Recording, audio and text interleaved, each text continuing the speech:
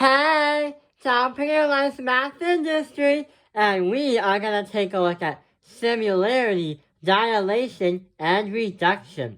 So in the past, we've been taking a look at ratios, and also we've taken a look at scale models, just like those model planes or those model trains. And here's an example right here. If this airplane was the real thing, then it would be very big. Bigger than this house, which means it could not fit in this house. So somehow they had to design it to make it look exactly to scale. So what we're going to do is understand what similar, dilation, and reduction is. So let's start with similar. So when something is similar to something, what do you think of? Do you think of those cubes from Vex Robotics? Do you think of those pencils are similar?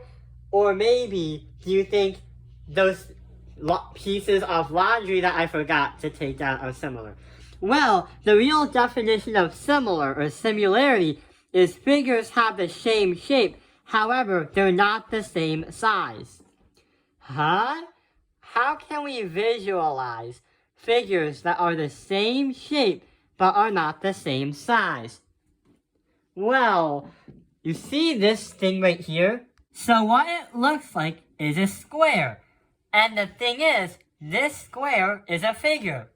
If I copy and paste, I make another square. However, the thing about this square is that I'm going to make it into another shape. The thing about this smaller shape is there is another square. So this is a square, and that is a square. And similarity happens when figures have the same shape, but not size. So these two are the same shape. What we did is we copied and pasted and made the shape smaller. But they're not the same size, because this one, if I look at the dimensions, is 20 by 20. And for this one with the dimensions, it's 10 by 10. So that is an example of similarity, or something that is similar to something.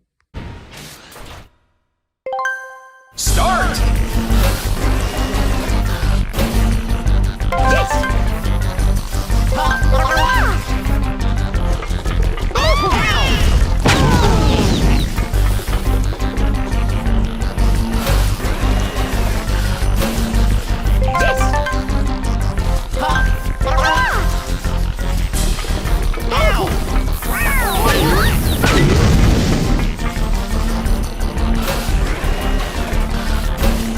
But what is an example of some objects that are not similar? So right over here, it looks like we have more squares.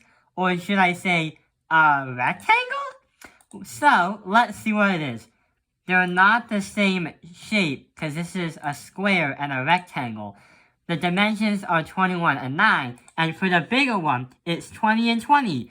So these are not similar, which means they are not going to be a pair. So if we go back, imagine if I get rid of the smaller one and I copy and paste. So with these two shapes, are these two shapes similar? Well, they have the same dimensions of 20 and 20, and they're also the same size. Not only they're similar, but they're also congruent, because they are the exact same measurements. But hang on, how does this work? How can shapes be similar and congruent? Well, we said earlier that they're the same dimensions and the same size and the same shape. The thing is, congruent shapes are always going to be similar, because they have the same measurements. And the other thing is, when you have congruent shapes, shapes that are similar to each other can be the same size. However, they don't have to be. Like, if I do this, and these are still similar, but if I change it to, let's say, 10 and 10, if I say 10 and 10, it's still similar. If I change it back, it's still similar. And if I do this, it's still similar. So, similar shapes can be the same size. However, they don't have to be the same size. So now we are done looking at the similarities of what they mean. The similarities of the shape and what the definition is. Now there are two new words that we're going to look at. Dilation and reduction. And they're kind of self-explanatory, so this will probably be like maximum 3 minutes of explaining to do. So, with dilation, it means you transform an object to get bigger or larger by scale. So here is that square again. If I click on it, you notice that I copied and paste again. And what I'm going to do to dilate that is make the measurements. I'm going to say 40 and 40. If I do 40 and 40, the shape has gotten larger, but has dilated. And the thing is, to scale, we're going to say that this square right here is going to be twice the size of this square right here, because this one is 40 and 40, and this one is 20 and 20. 20 times 40 is, 20 times 2 is going to be 40. Now, let's get back to the original square. So, the next thing we're going to take a look at is, instead of dilating something, what if we try to shrink something? Sort of like this airplane. These designers somehow had to shrink an airplane to scale and make it fit into the palm of my hand somehow.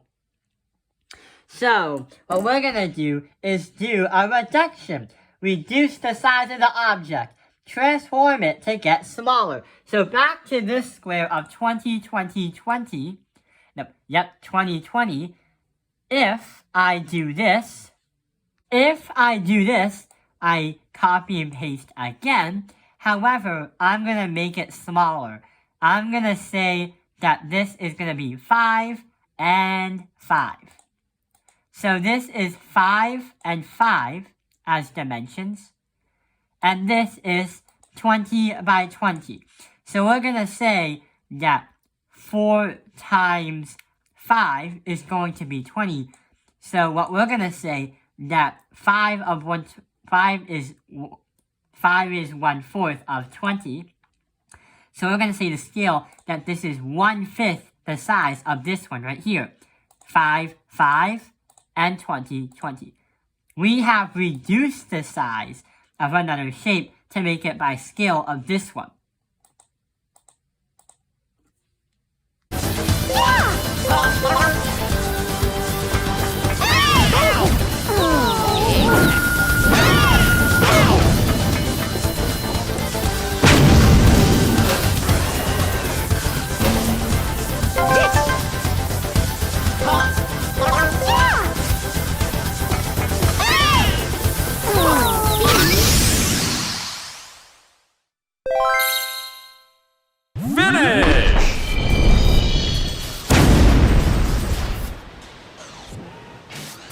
That explains the video. I hope this video has helped you understand similarity, dilation, and reduction. Thank you for watching Topping Airlines Math Industry. Like and subscribe!